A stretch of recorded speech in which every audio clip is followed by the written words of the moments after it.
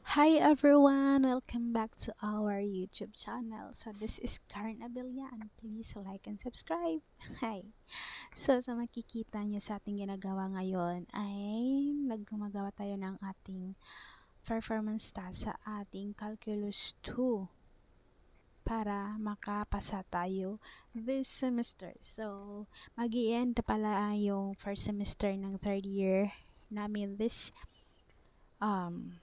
year. So ayan.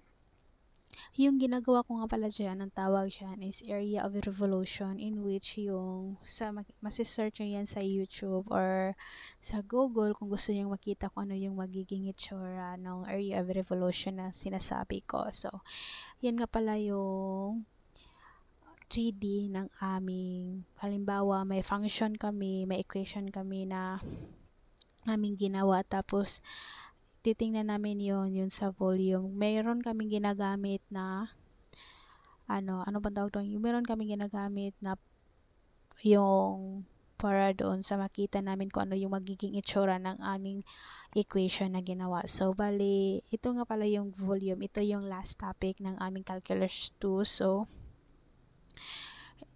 yung ginawa namin is, ano siya,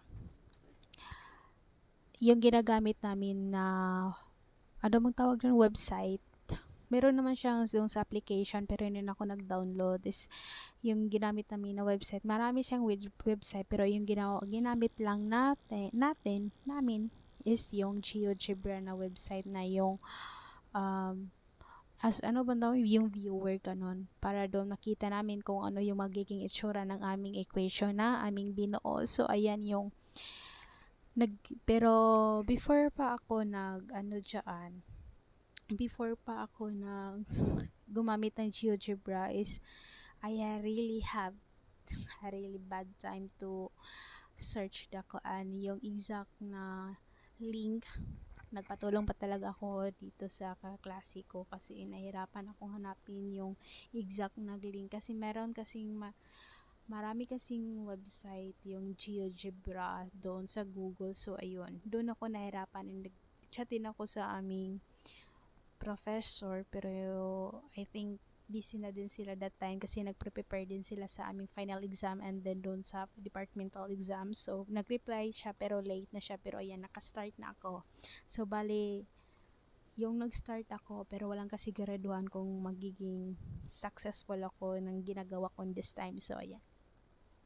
So I am still thankful na nung pag-reply ni sir nung time na yon is tama yung ginawa ko. I am so happy and thankful kasi that time. So this performance task is supposedly is ano siya, tatlo kaming gagawa nito or di kaya pairing, pero magkalayo kasi yung group or yung ka-pair ko, yung ka-group ko, layo kasi yun sa kanila dito sa amin. And then ayun, I decided to start alone na lang. Katapos pag may kailangan akong mga material, so doon na lang ako manghihingi sa kanila na punta kayo dito sa aming boarding house at dito natin tatapusin yung mga ganun-ganun na lang. So ayan, and I will show you ayan naman tawag doon, yung finished product ng aking ginagawa. So ayan, first is yung bali dalawang kasi yung natin isang equation lang siya pero dalawa siyang bali yung pag-ground niya, yung pag-evolve niya, pag-revolve nung equation natin, dalawa siya. Meron siya sa baba, mag-negative, meron siya din siya sa taas. So, positive for and then negative to, ganon yon. So, and I will show you later kung ano yung parang expectation versus reality. Pero, I'm so happy pa na din naman sa reality ng aming ginawa kahit na medyo matagal talaga siya kasi ayoko kasing mag-start ng hindi ako sigurado, pero nag-start pa din ako kasi alam niyo yung nasasayangan ako sa mga materials na magagamit, tapos nasayangan din ako sa lahat, alam niyo yung effort mo tapos bakchab. So ayan, so ito na pala yung finished product na ayan. So happy kasi at least nagawa namin, 'di ba? So, bali para siyang yung Chinese lantern, pero yung effect namin is hindi siya red. So, I know na yung Chinese is mostly red talaga, pero yung sa amin is para kasi siyang white Christmas to. Supposedly, this project is submitted last December pa, pero since yung aming final exam and departmental is magaganap siya ng January, so January na siya namin ipapas. So, para siyang late, belated na Christmas lantern ng ganon. So, ayan yung finished product namin. So, I am so happy the result kasi maganda naman siya. And fairness.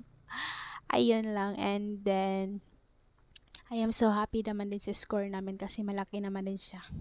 And I am so grateful sa mga kagrupo ko kasi nagsuporta naman din sila sa mga hinihingi ko sa kanila. So, yun lang. So, thank you so much guys for watching. Please like and subscribe. See you on my next video. More performance tasks to do. Bye!